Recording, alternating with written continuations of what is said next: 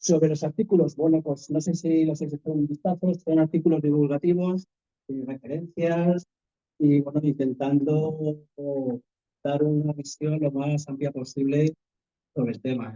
En concreto, yo hice el de la aviación republicana y, bueno, el tema era límites tan pequeños que lo único que podemos hablar es para el sentido del curso, y los dos principales.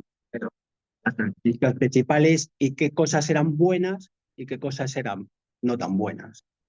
Y en el tema de los aeródromos, que es mi segundo artículo, pues ahí sí que ha habido más, pues, más posibilidades porque he intentado en todo lo posible comparar los aeródromos republicanos con los aeródromos franquistas. Y es sumamente diferente, vamos, es otro mundo. Y mientras que los republicanos intentaron pues hacer la mayoría, el mayor número posible de aeródromos, los franquistas en este caso, pues tal vez porque eran los que empujaban, hicieron menos, pero por ejemplo a nivel de refugios contra bombardeos o contra bombas, como ellos dicen, son completamente diferentes. Sí, los refugios que tienen los aeródromos republicanos son sencillos, pero muy eficaces, mientras que, por ejemplo, ahora mismo estamos estudiando un grupo, los que hay en Salamanca, que son de la Legión Cóndor, Legión Cóndor, y tenemos unos refugios de hormigón, pero de hormigón tremendo, y en cambio, por ejemplo, no tenemos refugios perimetrales, los refugios elementales que sí que tenemos en los aeródromos republicanos.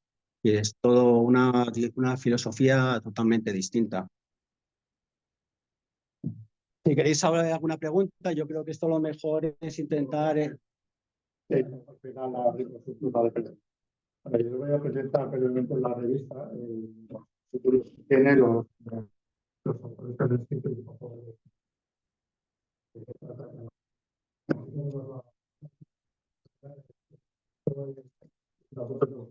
conocida es un montaje. El piloto es Salas Larrazábal y la foto original es con un Heinkel de la Patrulla Azul. Y en este caso era una foto de la Segunda Guerra Mundial, les gustaba mucho en la editorial y en este caso hicimos un montaje con un Chirri detrás, pues para ambientarlo más en la Guerra Civil, que al final el Chirri es el avión que voló Salas Larrazábal, con lo cual a nosotros nos parece bastante aceptable el resultado del montaje. Dentro lo explica en la revista que no es una fotografía auténtica, que es un montaje. El primer artículo que encontramos es de Adrián Cabezas, desde el GRIEG, del Grupo de Investigación de Espacios de la Guerra Civil, que gestiona pues, varios recursos y se preocupa por la conservación de los restos, de todos los restos de la Guerra Civil y también de buena parte, bueno, en los que están incluidos los restos relacionados con la Guerra Civil aérea. Adrián Cabezas, pues evidentemente en su artículo titulado Las Fuerzas Aéreas Españolas antes de la Guerra Civil, desde las llamas de la guerra, pues hace un breve repaso desde la fundación de la aviación en España hasta el inicio de la Guerra Civil. Nos explica, pues sobre todo hace también, habla del papel de la Guerra Civil, del papel de la aviación en la Guerra de África, en el desembarco de Alhucemas, que sabéis que fue un papel muy importante. Joan Villarroya y Font es profesor, es doctor en historia, perdón, y es escritor, ha escrito varios libros sobre la guerra civil en el aire, y en este artículo de África, al corazón de la península, la evolución de las fuerzas aéreas sublevadas, pues nos habla de cómo quedó el reparto de la aviación entre ambos bandos cuando empezó la guerra civil, nos habla del puente aéreo que estableció Franco entre África y la península para pasar a sus tropas y de la evolución de la aviación del ejército sublevado. Esos son los temas que toca Joan Villarroya. Aquí en este artículo de la caída de la gloriosa, Mario Escobar, que también es historiador y también tiene varios libros escritos sobre la guerra civil, nos habla sobre la organización de la organización de la aviación republicana y de su evolución a lo largo de toda la guerra, las distintas reorganizaciones que hubo, etcétera, etcétera. También aquí José Luis Hernández Garbi, escritor, este autor es divulgador, le habréis visto también en televisión probablemente, pues habla en la Guerra Civil Española, campo de pruebas del combate aéreo, pues es un tema que nos habla de la evolución de los aviones enviados por potencias extranjeras a ambos bandos, el interés de los alemanes y los rusos sobre todo por mejorar sus aviones y su tecnología, sabiendo que pronto iba a haber una guerra a mayor escala, y él trata principalmente de eso en este texto. Redunda en lo que ha dicho mi compañero José Luis, en que este tipo de revistas es importante porque son revistas, esto es para un público no especializado, casi toda la literatura relacionada con la guerra civil es como muy especializada, y esto es para público en general. Sabemos que está teniendo mucha aceptación, y entonces estos temas que a nosotros no, a vosotros, a buena parte del público que sois especialista en la materia, os suena tanto y sabéis tanto, hay mucha gente que bueno, no ha oído hablar de ello, y entonces es un descubrimiento para mucha gente. Aquí hemos querido en este artículo de Malraux frente a Richthofen y la ayuda italiana, es de Rubén Burén, y él pues habla del papel desempeñado por la Escuadrilla España. También nos habla luego de la vida posterior de André Malraux y por la Legión Cóndor. También nos habla de los primeros aviones italianos llegados a España.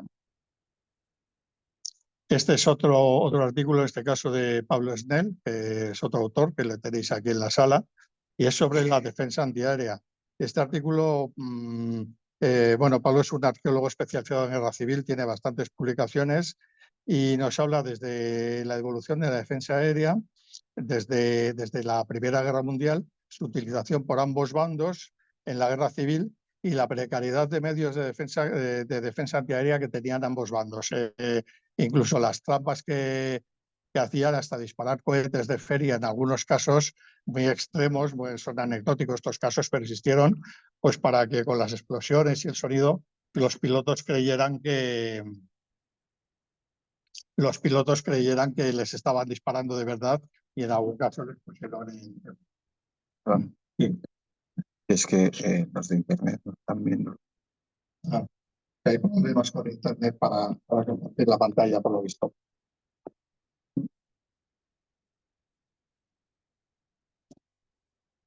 Ya, ahora sí.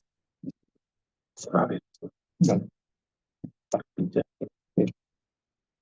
Pues el artículo de Pablo. Y luego tenemos también este otro, de Pablo.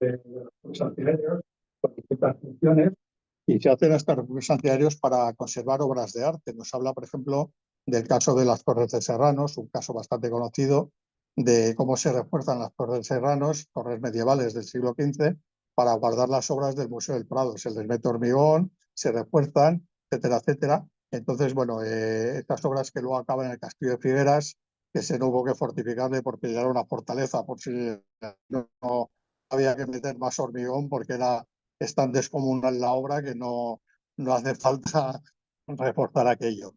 Entonces nos habla también de refugios, sobre todo civiles, de refugios militares y de otro tipo de refugios, como estos que os comento, para guardar obras de arte.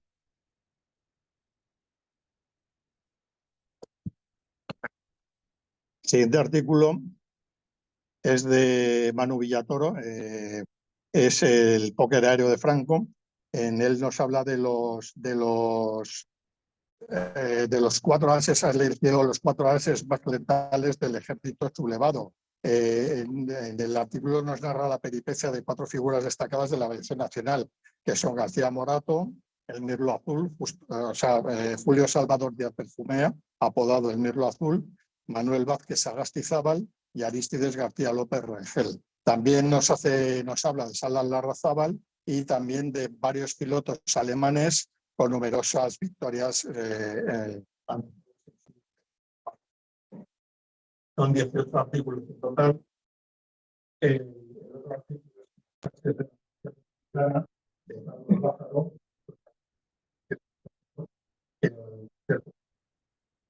en la conferencia ahora mismo él. Y bueno, pues él en este artículo nos retrata la figura de numerosos ases de la aviación de la República y hace mención de varios pilotos rusos con varias victorias. También habla de los llamativos emblemas y divisas que tenían los pilotos republicanos. Y ya sabéis, pues Betty Bob, Popeye, el Six Doble, etcétera, etcétera.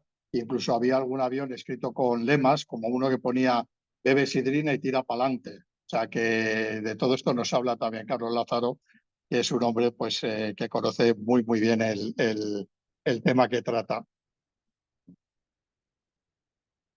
A ver, perdón. Ahora. El siguiente artículo es el de aviones sublevados de Alberto Frutos. Bueno, lo ha titulado Aviones sublevados, carros de combate sobre el cielo de España, y hace un repaso sobre la actividad que tuvieron algunos de los mejores aviones de los sublevados, los aviones con los que ganarían la guerra a los sublevados. Este artículo es de mi compañero José Luis, le tengo aquí al lado, sobre las Fuerzas Aéreas de la República Española, y como ha explicado él, muestra las características de algunos de los mejores aviones de la aviación republicana. Estos artículos son complicados de escribir, sobre todo no porque por la dificultad, sino por la dificultad porque tenemos un espacio limitado, entonces hay siempre mucho que contar y el resumen es lo complicado de estos artículos.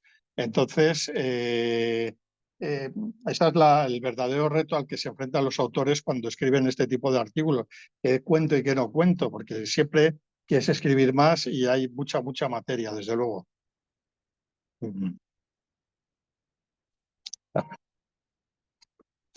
Bueno, los cielos de España como campo de experimentación para la Segunda Guerra Mundial, de Miguel Vínguez Campos. Hay un artículo que puede parecer parecido, que ya hemos pasado, pero son diferentes los artículos, porque si bien uno está centrado más en los aviones, en este artículo, Miguel Campos, que es doctor en historia, se centra más en el análisis de la evolución de los aviones y sobre todo el armamento, de los combates aéreos, de las tácticas de combate y de los bombardeos durante el desarrollo que tuvieron durante la contienda. Por supuesto, siempre muy atentos los alemanes y los rusos, como ya hemos dicho antes, porque estaban muy interesados en que su material fuera de lo mejor con el futuro que se preveía. También nos habla aquí en este artículo bastante de la ayuda francesa que obtuvieron los republicanos. Las grandes batallas aéreas, Blas Vicente Marco, otro historiador muy conocido en el mundo aeronáutico. Él nos está escuchando ahora desde Viver, que es donde vive, en Castellón. Y bueno, pues Blas hace un recorrido pues, de los principales escenarios en los que tuvo lugar un destacado protagonismo la aviación de una manera o de otra. Nos habla de las batallas aéreas de Madrid, la batalla de Jarama, Guadalajara, Brunete, Teruel, los cielos de Aragón, en fin, por supuesto, el Levante, el Ebro y Cataluña. Y también hace mención de las mejoras experimentadas por el armamento aéreo, de las ametralladoras que montaban los aviones, el tipo de munición que empleaban, etcétera, etcétera, las bombas. Y este es el artículo que os mencionaba José Luis de los aeródromos. Aquí se compara, él hace un recorrido por las fuerzas aéreas de los dos bandos, como nos ha explicado, y compara los aeródromos republicanos con los aeródromos nacionales, o del ejército sublevado. Entonces, nos cuentan las características de los aeródromos, de los refugios de los aeródromos y de la defensa de los aeródromos, cómo se defendían estas instalaciones tan grandes, tan difíciles de defender y tan escasas siempre de medios por de ambas maneras, o sea, de ambos bandos, para defender unas instalaciones tan importantes y tan vitales y proteger a los aviones que había en ellas para que no fueran destruidos por el enemigo. Empezamos con una serie de artículos que me parecen muy novedosos. Uno es el de turismo bélico. Yo creo que es de las primeras veces que se mete un artículo de este tipo en este tipo de publicaciones, porque resulta que cuando uno empieza a indagar se da cuenta que hay muchísimo recursos turísticos relacionados con el mundo de la aviación que están habilitados y que no son tan visitados, ni siquiera tan publicitados en las webs municipales o en las páginas de blogueros o de turismo, simplemente porque no se conocen o porque se cree que no tienen interés. Pero todos los que nos gusta este mundo, pues no podemos dejar de visitar pues desde los monolitos aislados en honor a los pilotos caídos que había dispersos por la geografía nacional, que ya no los hay. Alguno quedará quizás, pero todos han sido retirados o destruidos, porque sí que es verdad que la mayoría hacían mención solo a los pilotos, bueno, la mayoría, todos hacían mención a los pilotos de un bando, que eran los del bando sublevado, y recientemente se están poniendo monolitos o monumentos a los pilotos republicanos, pero digamos que no son tan antiguos, no tienen tanta historia, no son tan antiguos, vaya, como los de los pilotos republicanos. Se habla también de los aeródromos, muchos de ellos habilitados, otros simplemente marcados en el terreno para que sepamos cuando pasamos por ahí que hay un aeródromo. De centros de interpretación hay bastantes, por supuesto de refugios antiaéreos. Se habla de baterías, de bastantes recursos que hay que se pueden visitar y que la gente no los conoce, y de otras cosas que se están haciendo ahora y de lo que se espera también. Por ejemplo, ahora al cierre de estas líneas se estaba excavando las baterías antiaéreas de Vinaroz y las de Cullera con el fin de hacerlas visitables. Entonces, bueno, esperemos que todas estas cosas lleguen a buen fin y se puedan visitar en el futuro, y que todo lo que hay funcione y no se cierre, porque algunas cosas se cierran y algunas cosas parece mentira, pero los municipios en el que están no tienen interés en que hay aeródromos. Me contaba Blas el otro día, no me acuerdo qué aeródromo era, que lo habían... O sea, no es que estuviera cerrado, no tenía... Estaba pasado totalmente desapercibido porque el ayuntamiento pues decía, pues no, eso no es nada. Hay una explanada con dos refugios y eso, ¿para qué va a ir la gente a verlo y tal? Entonces era una cosa de estas... Bueno, pues con este artículo hemos pretendido hacer un repaso de algunos de esos recursos y darle una visión nueva a todas estas cosas. O sea, los aviones, por supuesto, se habla del Museo del Aire, que es un referente, que es donde podemos ver los mejores aviones, quizás no todos, de cuadros de la guerra. Entonces, bueno, hay un repaso aquí de este tipo de recursos que no son tan conocidos. Bueno, Marina Segovia nos habla de las mujeres piloto. Antes de la guerra hubo un grupito pequeño de mujeres piloto que luego quedaron durante la guerra civil, fueron pioneras, y durante la guerra civil no se reconoció su papel de pioneras y quedaron relegadas a realizar labores de segundo plano. Nos habla de las pioneras de la aviación de otros países, como la mujer de la portada, que es la belga Hélène, no me acuerdo, Hélène Dutroux, o del francés mucho mejor que yo. Y nos habla luego de Maripepa Colomer, de Dolors Vives y de María Bernardo de Quirós. En este caso, María Bernardo de Quirós le pilló la guerra en la zona franquista y a Maripepa y a Dolores en la zona republicana. Ellas sí volaron aviones durante la guerra civil, y aunque sobre todo las relegaron a hacer vuelos de reconocimiento y otros vuelos menos importantes, digamos. Pero esto fue con el susto de que las pudieran derribar. Eso no lo sé. Y María Bernardo de Quirós se la pierde. La autora nos explica que es una mujer que está muy mal autobiografiada, porque su figura se confunde con las otras mujeres y se pierde su rastro al inicio de la guerra. Y aunque siempre se ha especulado con la posibilidad de que pudo volar, pudo hacer alguna misión para el ejército de Franco, pero no hay certeza de ello. Bueno, Marina nos lo cuenta bastante bien en este artículo. Otro artículo muy original y muy poco, toca una faceta muy poco conocida, y es este de los olvidados de la guerra civil. El título pequeño lo dice todo: mecánicos, observadores y ametralladores de las FARE, entrenamientos y vivencias. El artículo empieza con una distinción que a mí me parece muy importante y muy acertada. El autor dice que cuando se habla de aviadores siempre pensamos en pilotos, pero realmente aviadores son también ametralladores, son también observadores y son todos aquellos que están relacionados con el mundo para hacer funcionar bien un avión y que un avión vuele. Con lo cual él engloba en el término aviadores a un montón de oficios o de personal especializado que no están reconocidos y cuya labor es fundamental. Aquí no se habla de lo que hacían, de cómo se hacía uno observador de vuelo o mecánico de vuelo, y nos pone también algunos testimonios de gente que vivió la guerra y que desempeñó esos papeles. Y el último artículo de todos es este de aquí. Tengo aquí a uno de sus autores, es de Manuel del Río Martín, es de José Carlos Presa y de Marcelino Semper Domenech. Ambos son oficiales del Ejército del Aire y pilotos de caza. Y me parece un artículo que a mí me parecía muy difícil de escribir.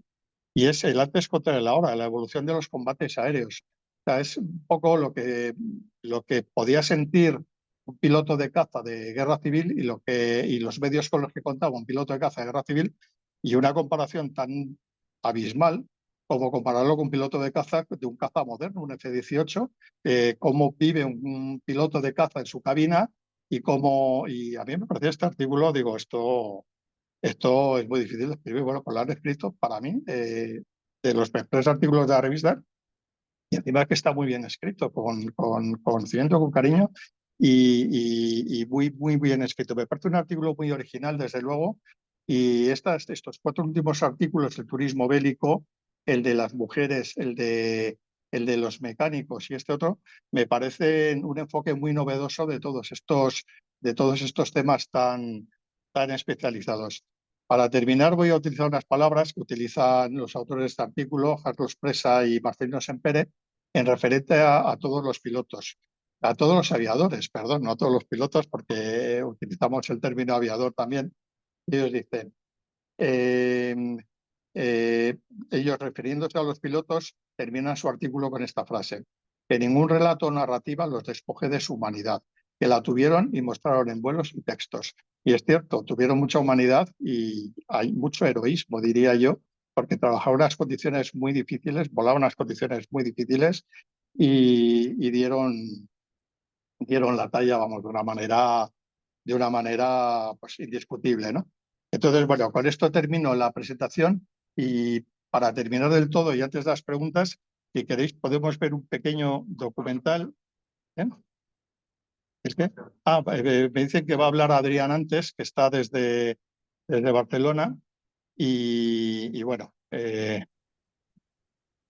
¿dónde está Adrián? Ahora le pasa, sí. Adrián es uno de los autores. Aquí está, sí. Adrián es otro de los autores. ¿No? Vale. Es el que ha escrito el primer artículo al que hacíamos mención, el del estado de la aviación antes de la guerra civil.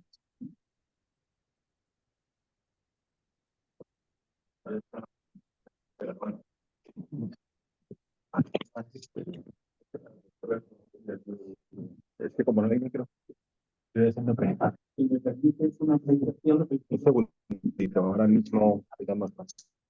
Yo solo soy profesor de historia. Vale. Pero él no es piloto. Un gran aviador, pero.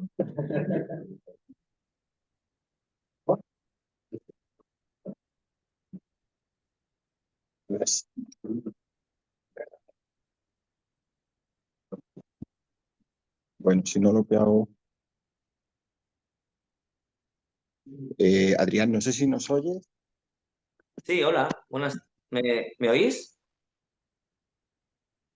Sí, está bien. Sí, No sé se te si oye me oís. perfectamente. Sí, no sé si me veis también. No, no.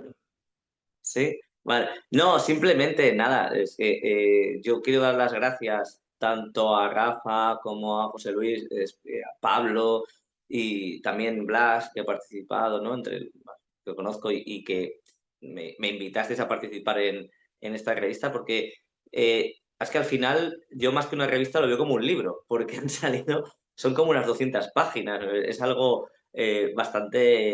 además, bastante completa, porque hay, como tal y como habéis desgranado artículo por artículo, hay cosas muy curiosas que no se saben o que no se sabían mucho, y creo que hay auténticos especialistas que han dado con la tecla, ¿no? Para poder concentrar en tan pocas páginas por cada artículo, pero llevar a cabo la titánica misión, ¿no? De poder desarrollar los temas que se citan, ¿no? Y yo, por ejemplo, sí que me venía a la mente el otro día, hojeando la revista, digo, es que, digo, viendo toda la cantidad de artículos que hay, digo, por ejemplo, la ciudad de Reus, aquí cerca de Tarragona, ¿no?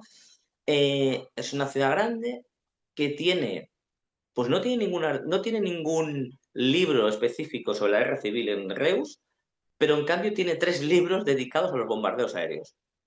Y entonces es un tema que es muy llamativo y es lo que más se ha tratado. Por lo menos lo que yo hablo desde aquí cerca de Barcelona, y aquí en Cataluña lo que más se ha tratado muchas veces es el tema de los bombardeos aéreos. Hay muchas ciudades o pueblos que tienen su libro de bombardeos aéreos, pero muchas veces no explica nada más, no, o no sabemos de lo que viene, el tema de los aeródromos, todo esto, a veces falta, ¿no? Toda esta documentación, y aquí yo creo que aquí se ha hecho una labor buenísima, ¿no?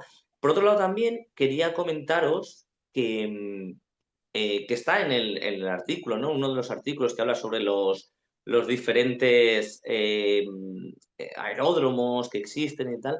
En 2009 aquí se llegó a hacer el Centro de Interpretación de la Aviación Republicana. Digo aquí, lo tengo al lado de casa, a 15 kilómetros, está muy cerca de Vilafranca del Penedès, eh, sitio de vinos y cavas, o sea, que os puede sonar. Y es un centro que es muy desconocido.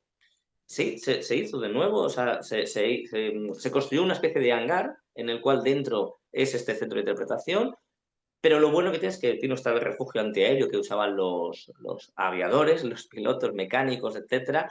Y bueno, y es totalmente desconocido a pesar de que se inauguró en 2009, ¿eh? Y esto nos pasa con muchas cosas. Por ejemplo, y ya no quiero tampoco alargarme, el otro de los ejemplos que quería comentaros es el aeródromo de Sariñena. Como bien antes me habían presentado, yo me dedico con mis compañeros a recuperar vestigios de la guerra civil. Y uno de los que hicimos al principio de todo fue el aeródromo de Sariñena, el aeródromo Alas Rojas, que era el más importante que hubo en el frente de Aragón. Y pudimos recuperar 2 posiciones antiaéreas, bueno, un nido de ametralladores también que vigilaba uno de los flancos del aeródromo, perdón, unas entradas del polvorín, etcétera. Bueno, se hizo todo esto, pero luego, que es una cosa que yo creo que es fundamental, es el tema de que no hay mantenimiento muchas veces. Y ese es el problema que hay, que no hay partidas para mantenimiento de todo esto. Nos pasa igual cuando recuperamos una trinchera o un nido de ametralladoras, etcétera, que luego queda muy bien, está muy bien, pero luego si no hay mantenimiento continuo, pues claro, ese es lo malo que hay. Y antes comentabais el tema este de algunos ayuntamientos que no saben ni lo que tienen o que no les interesa y tal.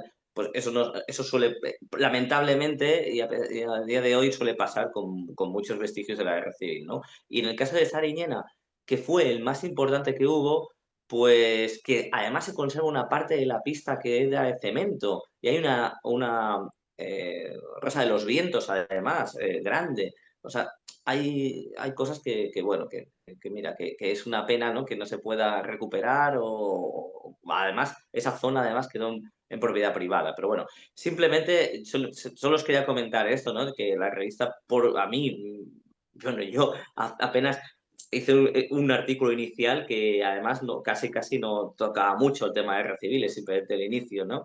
pero yo creo que hay muchos artículos que valen mucho la pena y que creo que están muy bien y que, bueno, animo a que los leáis y que los compartáis también, ¿no? Bueno, no sé, yo por mi parte, pues nada, simplemente agradecer y bueno, y si hay alguna pregunta, pues lógicamente también, si quieren, pues me pueden hacer por mi parte, no hay ningún problema.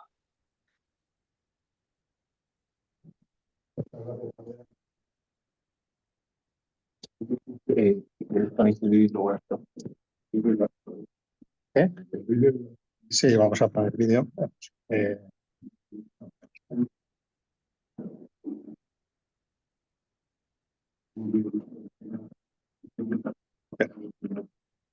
El vídeo es un vídeo que nos han dado permiso en la Asociación de Amigos del Museo del Aire para ponerlo. Está recién subido a internet y nos parece, hablando de la humanidad que no queríamos que se perdiera, nos parece un vídeo muy humano que creo que no es el testimonio de Juan Diago, creo que falleció en 2011. Era el presidente muchos años de la Asociación de Amigos de Pamplona. Y este avión está decorado precisamente con la numeración de el piloto. Y el vídeo lo subió por una entrevista que tenía con Carlos Diego. Y bueno, muchos le conoceréis, pero muchos no le conoceréis. Entonces lo ponemos porque me parece un vídeo realmente bueno. Fue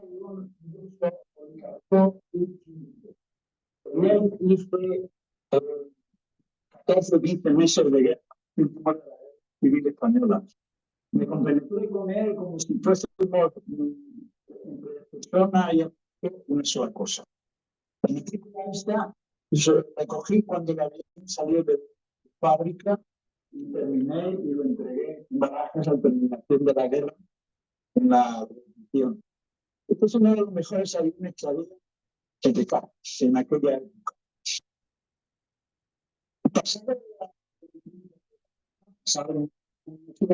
Y un día vine a ver me pensaba de encontrarnos con él precisamente la matrícula que era la mascota. Para mí esto fue una sorpresa enorme y fue lo más rápido que me pudo ocurrir. Venía con mi esposa y ella me tuvo que pasar porque empecé a casi a de alegría, cosa que los empleados es que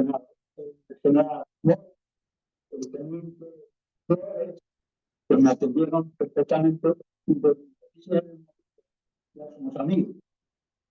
Hablando ya del avión, aparte, aún era polivalente, porque bombardeaba, combatía, hacíamos reconocimiento, hacíamos toda clase de buenos servicios. Y bueno, era fácil de llevar para ver las figuras comparando con nosotros. Esto era como una cosa delicada y era fácil de llevar, muy fácil de manejar, y se hacían todas las cosas que podía hacer.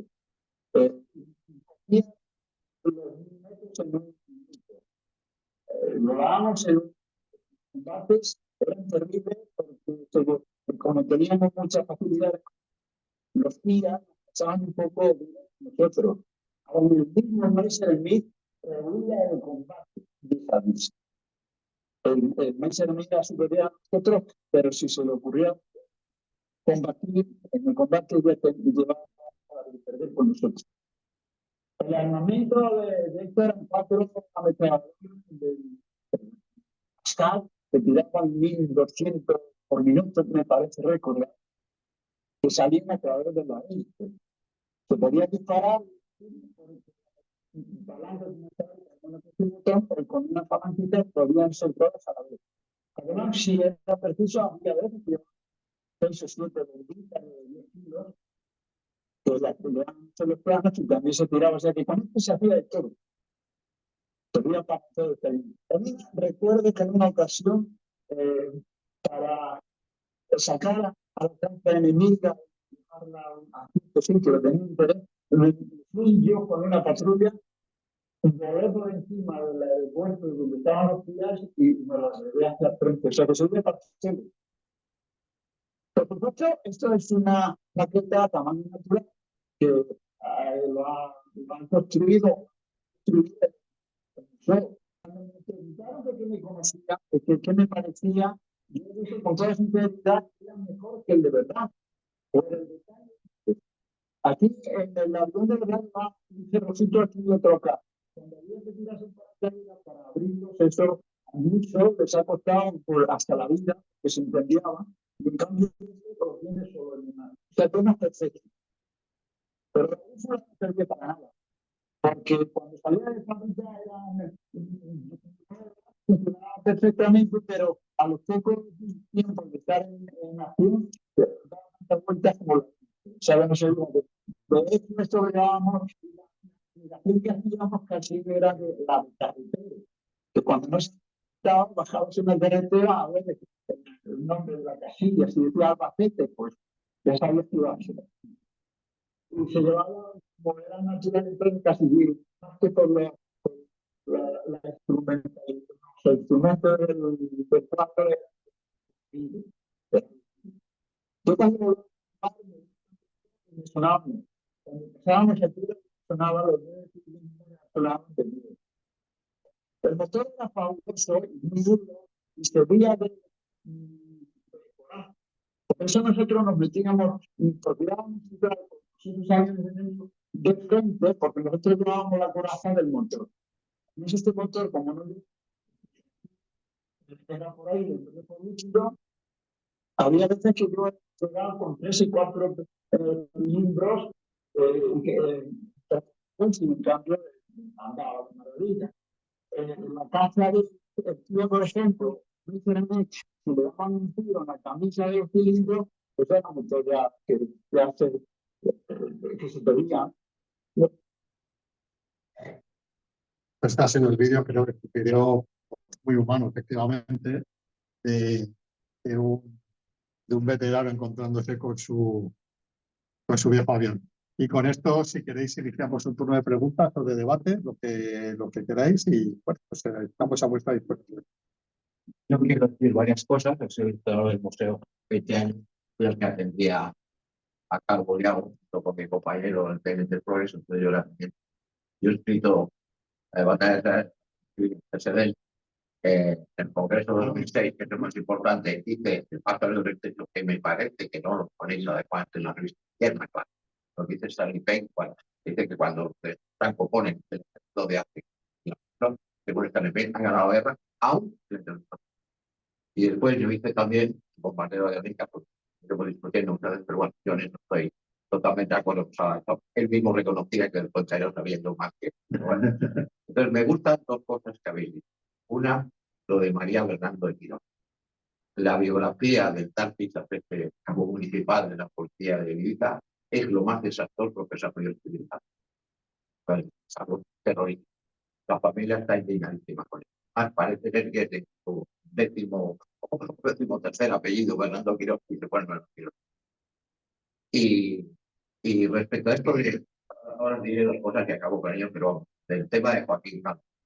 El avión es un avión reconstruido. A mí no me gusta nada eso que dicen réplica. Oye, si tiene, es original, todo es original, apachaderos originales, hélice original, ¿cómo que réplica? Esto no es una maqueta, es una reconstrucción del avión. Y puedo decir que yo fui testigo cuando el presidente general Filanquier, el presidente de la Asociación de Combatientes, subió el avión, se sentó y dijo, es exactamente igual que el que yo he tripulado. Igual.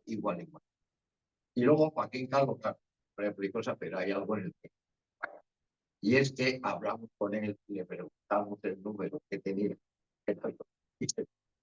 O sea que, y luego se le invitó, nosotros sabíamos el número y se le puso por detalle a él, porque había allí unos debates y las copas de Navidad que se reunían todos los republicanos y nacionales supervivientes, se llevaban estupendamente, hablaban bien entre ellos. O sea, todo esto de quitar momentos por un lado y por otro, no tenía nada que ver con la mentalidad. Y luego, respecto a María Bernardo de Quirós, son dos primas. O sea, de las 6 primeras pilotos, porque pide por ver son más tardías, un disparate que tiene en Cataluña. Hay 4 en Madrid cuando vienen. Entonces, 4 están casadas con los hermanos Ansal. Y luego hay hay otras, una de esas es prima hermana de María Fernando Cid. Por lo tanto, yo soy bastante amigo de la familia, he estudiado 2 veces en el Instituto Cervantes, incluso un homenaje que se hizo por las pelotas civiles en el cementerio. Claro, la tía es completamente disparatada. Dice que la tía tuvo amores con ella. A la tía no le gustaban las señoras. Hay un duelo tremendo entre el baile republicano y el de Franco, porque le llamó a Casta de Tea Maricón. Entonces ya, después que visto que seguía su historia y las manos, cantaron pues Maripepa con y Carrera. La biografía de esa historia es muy bien, es horrorosa, y acá ha hecho el de los sistemas funcionales de voz también. Entonces, eso habría que corregir. Y posiblemente lo que pensamos varias personas, la familia no está toda de acuerdo en ello, es que hizo María Bernal Quirós alguna misión de enlace al principio de la guerra. Pero después su avión fue decomisado nada menos que por Agapito García Tadeo, porque él investigaba que las gentes que tenían dinero, en algunos casos les salvó la vida, pues a cambio de mucho dinero, pues era claro, ¿quién tiene y luego, pues para terminar, la colección de cuadros del museo es la mejor del mundo. Yo espero contar con la ayuda de Miguel Pérez, que está aquí sentado, para que la recuperen. Que se quitó, según me dijeron, una serie de colgadores de cosas sin vehículo fue director del museo 7 años, no quiero decir de vuelta su nombre, y luego aquello se sentó tan mal que la sociedad del museo votaron juntos, los de Podemos y los de todos 400 votos contra 25 para expulsar al que estaba presidente de los amigos del museo, porque todos cuando querían de sus héroes estuvieron. Y yo simplemente os enseño este cuadro. Aquí aparece en Toledo, frente a la casa, el momento del combate en el cual Rafael Peñadugo, sargento piloto de la República, derriba lo que es un avión pilotado con él. Pero ocurre que los alemanes, ya después de Puente, entonces deben los a los van a hacer. Pero Rafael Peñadugo, sin darse cuenta, derriba y mata a su íntimo amigo, que muere un hermano de Desmond Ramos y Eustaquio Regalda, hermano de Julio Regalda, el copiloto de consulta con Ramón Franco. Entonces, este cuadro, como nada, enseña la tragedia terrible que fue la guerra, donde 2 íntimos amigos se están dando muerte y uno, sin saberlo, mata a su íntimo mercantil. Entonces, sin este cuadro y los demás que se han comprado con el dinero de todos ustedes, de impuestos, y además hizo un esfuerzo sobrehumano, gracias al Real Mora, que está mencionado ahí, para que entonces, es imposible. Yo con el actual director, que ha sido el otro que fue, el actual director es coronel de vuelo, el otro que la enfermedad de cáncer de piel, con poca se aprisa corriendo, pues está haciendo lo posible para que por lo menos toda la guerra de Marruecos, para que estamos con los centenarios, se reponga. Y al menos una parte de los de la guerra civil, ojalá todos se puedan reponer, novedades y demás, que todos sus cuadros, como en España. En fin, yo creo que esto es lo felicito por vuestra revista. Espero que se venda mucho. Yo la espero por aquí. Ya me han dicho unas cuantas cosas. Según la vea, y pongo que está mi amigo Pérez, digo que era muy bueno y otros más, pues ya os haré lo para que. Y si alguna cosa estoy en desacuerdo, ya lo veréis. Muchas gracias.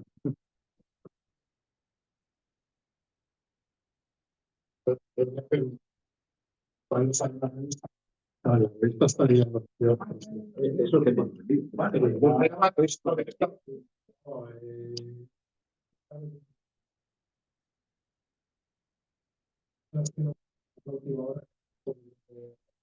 Dependerá por ser primaria.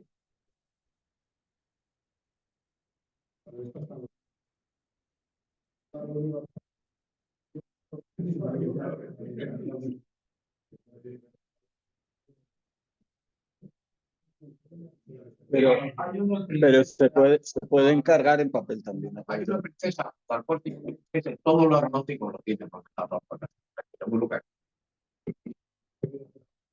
Sí.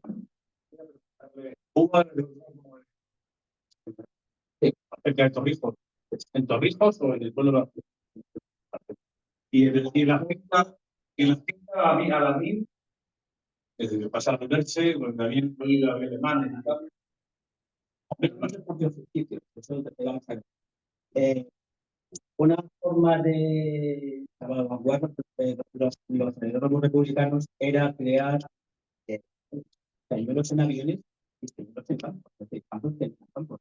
Y ponían ahí un avión o un avión de verdad y alguno que se pasaba al otro lado, pues activaba y, por ejemplo, la nación franquista tiene una relación entre todos los republicanos y muchos de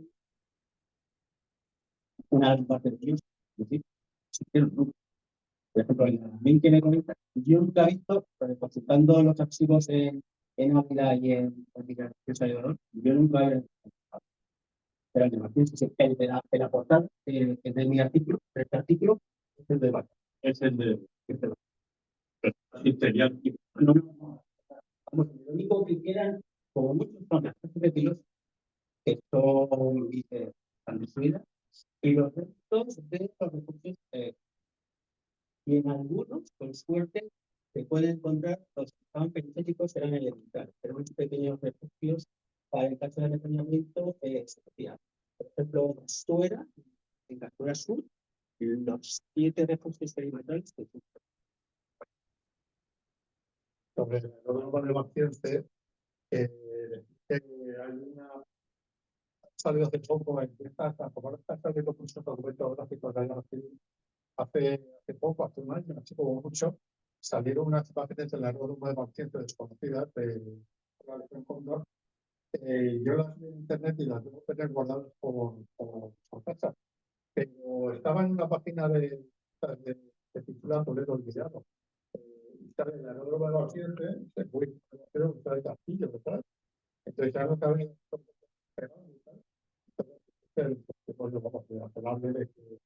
de que hubo ya se sabe igualmente que las imágenes pero sí, sí, eso creo que hubo y sí que existe. Se ha hablado de ayuntamientos como el de Vilafamés, porque lo ha puesto Blas Vicente, que era el que no quieren saber nada, pero también hay que partir una lanza por aquellos que sí lo están recuperando. Y es paradigmático 2 ejemplos. Bellaubí en la Senia, que la reconstrucción que están haciendo es fantástica. Esas reconstrucciones que han hecho del Katiuska, del Policarpo, del Messerschmitt, a partir del motor se encontraron allí. Y sobre todo también la ecocultural en los Alcázares, que es una asociación que ha ganado el premio de Ejército del Aire por el inmenso trabajo de divulgación de toda la historia de la Guerra Civil, porque los Alcázares es un núcleo paradigmático y también, y allí ahora falta recuperar la Torre del Negro, que es donde vivían los pilotos republicanos, ¿no? La campana que tocaban en el balneario La Encarnación antes de salir a volar para que les daba suerte, ¿no? Todo esto lo están reconstruyendo, lo están haciendo y es una maravilla. Y de campos falsos, en Murcia, creo que era Cuevas de Reillo, cerca de Alcantarilla, era un campo falso y ya lo describían como que tenía aviones de madera puestos allí para que, en caso de que bombardearan, ¿no? Pues se fueran a donde no eran, ¿no? Es una historia muy interesante lo del campo falso. Pues hablando de historias interesantes, ¿cuándo fue hace ya 2 años, ¿no? El Congreso de Guadalajara, Congreso de Guadalajara que hablamos, Pablo y yo, sobre aeródromos allí. Una persona del público luego de aeródromos de Guadalajara, de otras cosas, y una persona del público al final. Yo tengo una anécdota de mi padre, Juan Misionero, y trabajando en el aeródromo, en aviones de cuero. Eran falsos, entre él y un grupo de gente, de un montón de aviones de cuero que eran todos de mentira y parecían de verdad. Y lo pusieron, pues no sé, que 50 aviones, una barbaridad, muchísimos. Y que lo pusieron todo y dice, pero tuvieron muy mala suerte, porque al poco tiempo de estar, vino una tormenta y lo rompió todo y tal, dice, no lo volvieron a arreglar. Pero esa es Lo puse el testimonio de la señora y lo pensé, digo, mi padre vive porque y tu padre fallecido ya y no.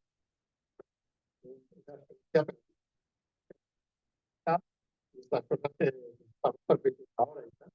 Y también sobre señuelos, pues cuando ves cuando vas al archivo y ves documentación del espionaje, pues me acuerdo uno que estaban espiando bueno, decía los servicios de inteligencia, decía, en el aeródromo de Bello, ya no me acuerdo, ¿no? Porque esto es de hace tiempo, que yo me imaginaron 20 aviones de verdad y otros 20 de mentiras, que los tiene el señor y tal, de cerca se nota mucho que son de mentira y tal. Muy curioso lo de y sobre los aeródromos, los ayuntamientos que sí que luchan por su patrimonio. Hay un caso menos conocido que a mí me pilla más de cerca, porque bueno, tenemos un pueblecito por allí, que es el de Estaceruela, ciudad. Estaceruela es un aeródromo bastante grande, tiene 7 refugios. Es un aeródromo muy grande, observa un hangar, la casa de los pilotos, el refugio principal y 6 refugios perimetrales. Y es un aeródromo que está bien estudiado, pero no tiene ayuntamiento, siempre quiere ponerlo en valor y hace que el refugio principal siempre está inundado, entonces cuando hace las jornadas mete una bomba de agua ahí para sacar todo el agua y que pueda entrar la gente, pero enseguida se vuelve a inundar. Y bueno, Estaceruela está luchando por sacar adelante su aeródromo y bueno, debe tener bastantes problemas económicos, pero poquito a poquito lo va consiguiendo. Ha restaurado la casa de pilotos y bueno, pues lo va logrando. Así que bueno, esto es otro caso menos conocido, pero importante también de gente que igual que hay, como todo, los habitantes deben ser como las personas, hay de todo. Entonces, Esto que recuerda muy bien del Pene, se hizo una exposición en el Museo en extrema, una visita que daba por mí. Y ocurrió que iban a retirar la exposición. Bueno, el historiador que lo hizo fue el cronista de los ataques. Se preocupó de que se provocara un día más hasta por mí. El director del museo nos autorizó sitios que ya estaban cerrados, que se podía ver. Y hubo unas 70 personas, por un entusiasmo, y todo esto gracias a de los acapel, principalmente de su cronista, que era el comisario. A casa abogado. Y la pena es que, como la ley en España, aquello que decía Dalso, el autor de Cartas Marrocas, que murió en el centro de libertad, libertario país, que es este de España. Había un hangar histórico, que profesó por la Numancia, y no hace mucho tiempo, pero tengo entendido, pero bueno, qué pena. Y ahora, por ejemplo, donde están las obras de la Nacional 5, donde se van a hacer muchas casas, de las viviendas, están las vigas del antiguo aeródromo del municipio de España. Esas vigas deberían ser, que vas al Museo del Aire, vamos, y al final de esos cuarteles, por favor, que esas vigas se salven. Eso era el antiguo laboratorio de intendencia del Ejército del Aire, el encampamento. El almacén era el hangar del dirigible. Vicente, querías hacer una pregunta. Sí. Vicente Talón, de la misma defensa, y durante 30 años. Quería decir una cosa que es fascinante, pero con relación a lo que está hablando. En 1965 hice mi primer viaje a Sicilia, obviamente para escribir su trabajo. Y luego me encantó y hice muchos viajes. En uno de los años 80 hago un viaje más, conociendo personas que aún no conocía, y voy a Seguerera. En Seguerera, hablo con gente, estoy hablando pues, de los años 70, o sea que la gente que allí, que tenía 50, 60 años, había vivido la guerra. Yo estudié en Italia y hablo italiano bien, fácil de contacto con la gente. Y luego de la época de la guerra, ¿qué pasó por aquí?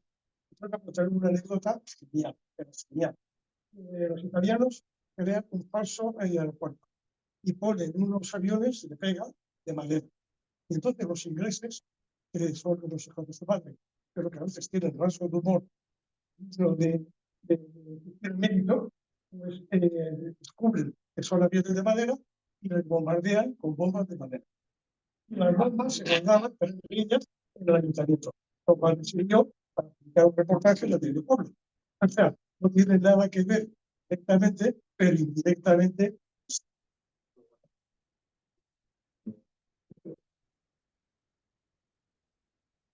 Si tenéis más preguntas, que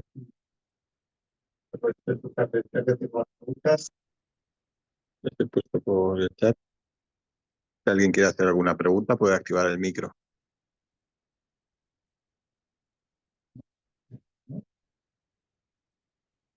Me parece. Bueno, pues con esto cumplimos el acto y bueno, invitaros a participar en otros actos de este tipo bueno, y estamos a vuestra disposición para lo que queráis. Así que muchas gracias por vuestra asistencia y hasta la próxima. Gracias.